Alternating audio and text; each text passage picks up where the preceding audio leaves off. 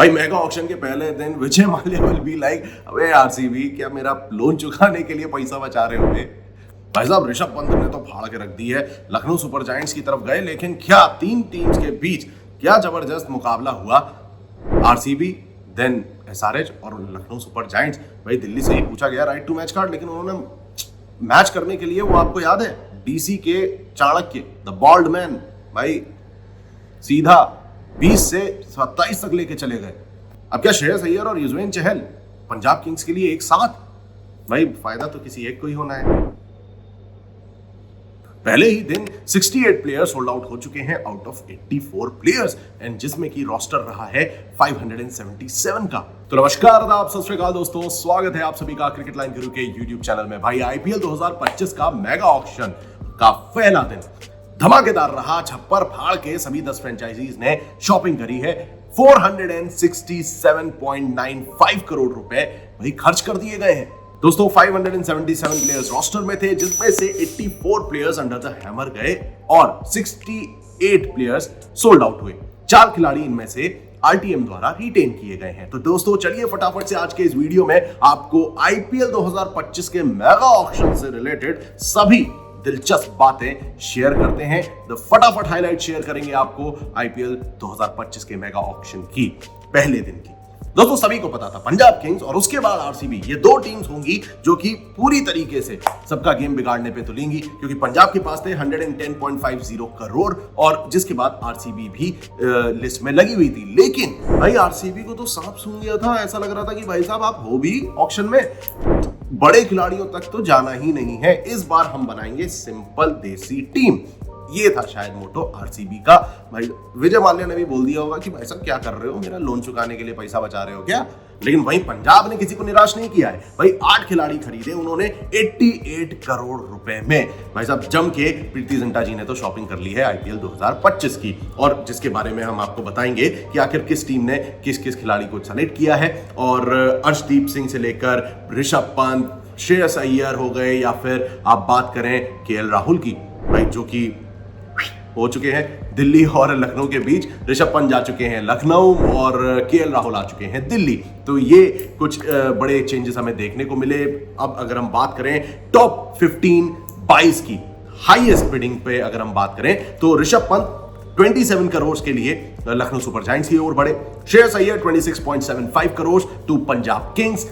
Venkatesh Iyer 23.75 crore to Kolkata Knight Riders. भाई ये बेहद धमाकेदार, जब अगर आपने ऑक्शन देखा होगा तो वेंकटेश अय्यर जिस वक्त अंडर द हैमर थे, भाई बोली ऐसे बढ़ती जा रही थी। मतलब आप देख सकते हैं कहां से वो शुरू हुए और 23.75 करोड़। भाई केकेआर ने भी बोल दिया होगा एटलीस्ट एक अय्यर तो हमारे साथ रहे ही, क्योंकि इतना आगे तक तो श्रेयस अय्यर के लिए भी नहीं गई थी केकेआर। जी हां, अर्शदीप सिंह इसके बाद आते हैं चौथे नंबर पर 18 करोड़ के लिए पंजाब किंग्स के पास जाते हैं, and that was the RTM used by Punjab. और इसके बाद युजवेंद्र चहल अगेन पंजाब किंग्स के लिए जा चुके हैं 18 करोड़ के लिए। भाई फाइनली युजवेंद्र चहल को सेलेक्ट किया गया, ना राजस्थान, ना दिल्ली, ना आरसीबी, सीधे पंजाब की ओर बढ़ चुके हैं युजवेंद्र चहल।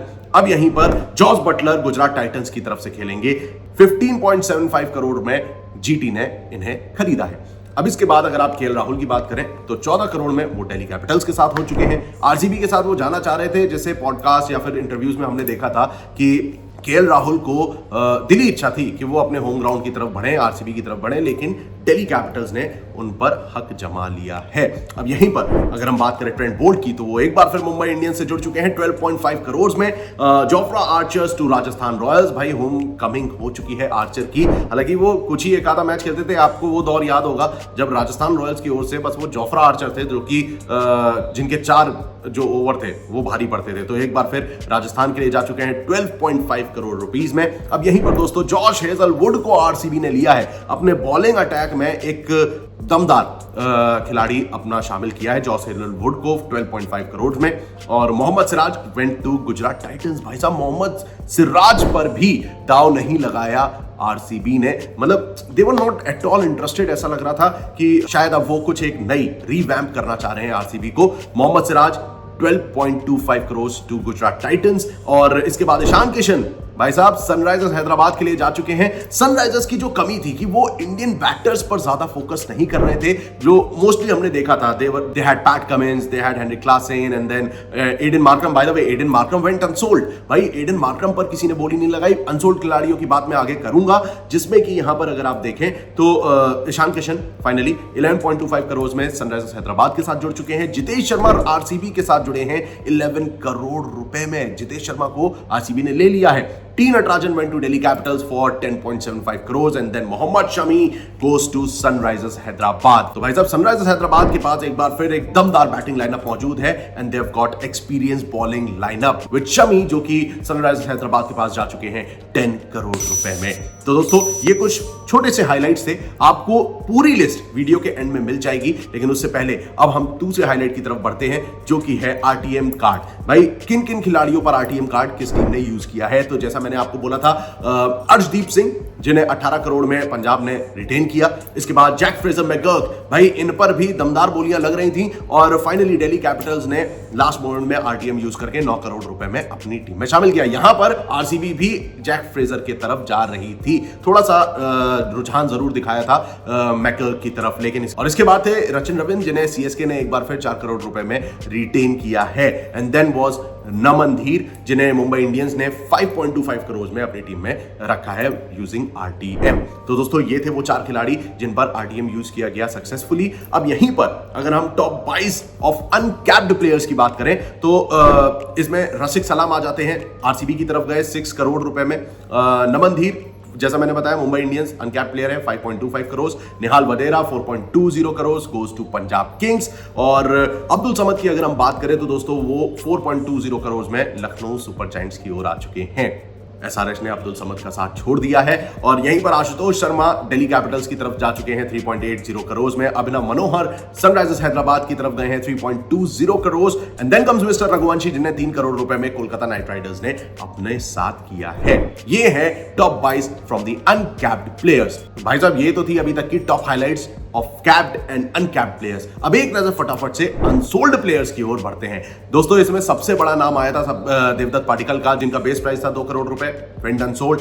डेविड वार्नर को किसी ने नहीं खरीदा है, ऑस्ट्रेलियन बल्लेबाज, 2 करोड़ रुपए में इनका बेस प्राइस था। जॉनी बेस्टो अगेन ये तीसरा बड़ा झटका था इस पहले मेगा ऑक्शन में, जो कि 2 करोड़ रुपए में का उनका बेस प्राइस था और वो एंड ही वेंट अनसोल्ड। इसके बाद अगर आप देखें तो वकार सलमखैल जो थे वो पहले अनसोल्ड रहे थे 75 करोड़ में अफगानिस्तान की ओर से पहले, जो जिनका बेस प्राइस था।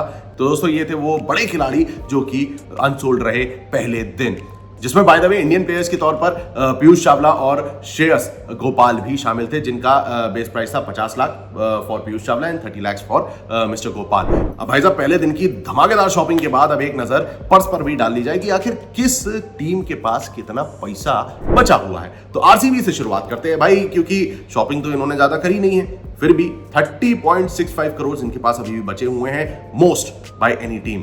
दूसरे नंबर पे है मुंबई इंडियंस, जिनके पास अभी भी 26.1 करोड़ का पर्स बचा हुआ है। Then comes Punjab Kings with 22.5 crore, Gujarat Titans 17.5, then comes Rajasthan Royals with 17.35 crore rupees, Chennai Super Kings 15.6 crore, LSG 14.85 crore, Delhi Capitals 13.8 crore, Kolkata Knight Riders with 10.05 crore and then last but not the least Sunrisers Hyderabad with 5.15 crore rupees. ये है अभी के 10 टीम्स जो कि जिनके पास ये रिमेनिंग पर्स बचा हुआ है। अब दोस्तों वीडियो के अंत में मैं आपको फटाफट से रोल आउट कर दे रहा हूं सभी नाम जो कि खरीदे गए हैं आईपीएल 2025 के मेगा ऑक्शन के डे 1 में, जिससे आप भी जान जाए कौन सा खिलाड़ी किस टीम में गया है कितने प्राइस पे।